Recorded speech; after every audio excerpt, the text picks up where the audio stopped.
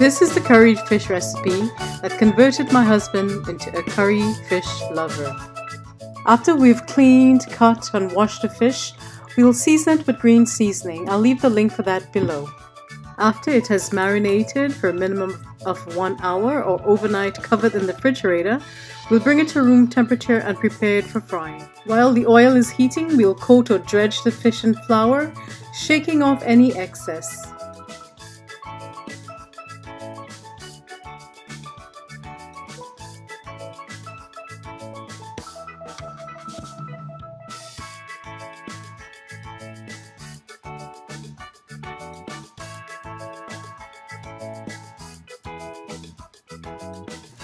Next, we'll place the individual floured pieces into the hot oil and cook on both sides until they're nice and golden brown.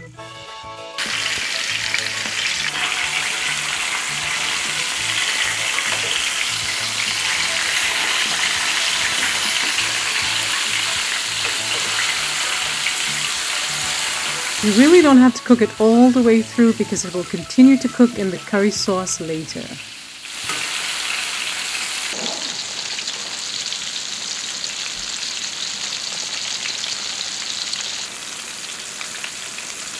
Now that they're a lovely golden scrumptious color, we'll remove it to a paper towel to drain the excess oil.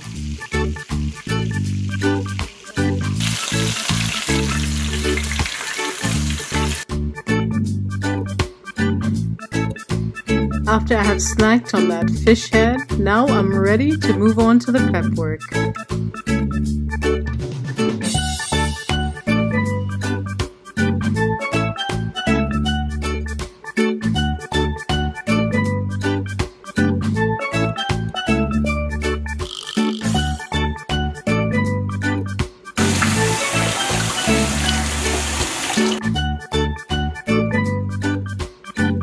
If you don't have access to culantro, also called bandana, you can use scallions, also known as green onion.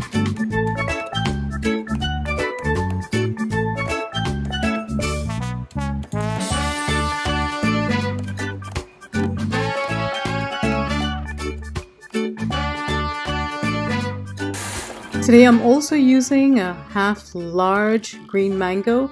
This is quite optional if you don't have access to mango.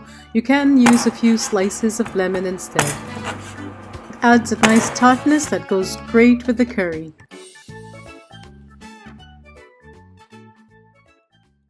To curry, first we will heat the oil in a wide saucepan.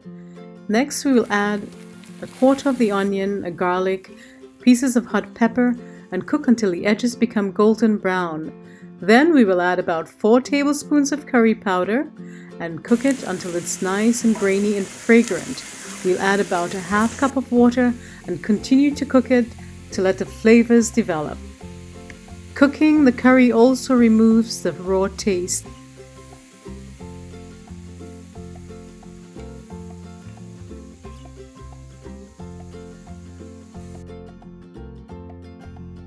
Now that the liquid has evaporated, we will add the mango, the remainder of the onion, a few hot cherry peppers if you wish, the seasoning paste that we made, and a few sprigs of thyme. We will coat it in the curry and then we will add a cup of water and allow it to cook. Here we're trying to cook the mango as well as to get all the flavors to marry each other. I'm going to add the water now. Next, I'll add 2 to 3 more cups of water to make that delicious curry sauce that we will immerse the fish in. We will add a little bit of salt to flavor. You can also add freshly ground black pepper if you like, and stir it well to combine. Next, we will add the pieces of the fish gently and gradually into the liquid and let it come to a simmer. If you see that it needs more liquid to cover, add half to a cup more. At this point, I like adding the chopped tomatoes and the sliced okra, and I'll bring it to boil and then reduce the heat and let it simmer for about 7 to 10 minutes.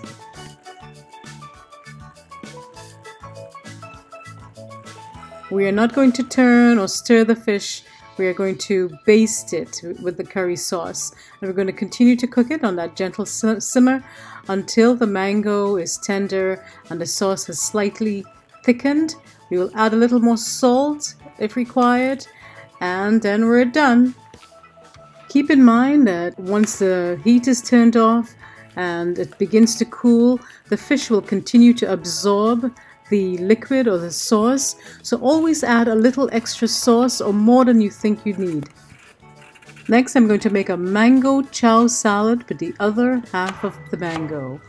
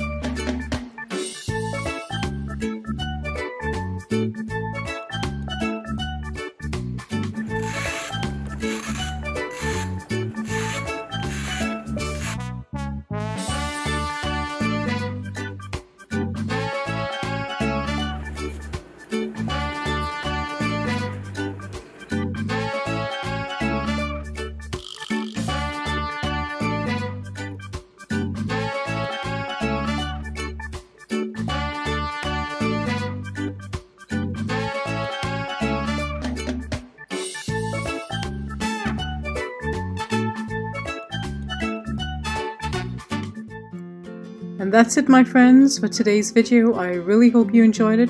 If you did, please give me a thumbs up, leave me a lovely comment below, and please subscribe if you haven't done so already. Until next time, bye bye.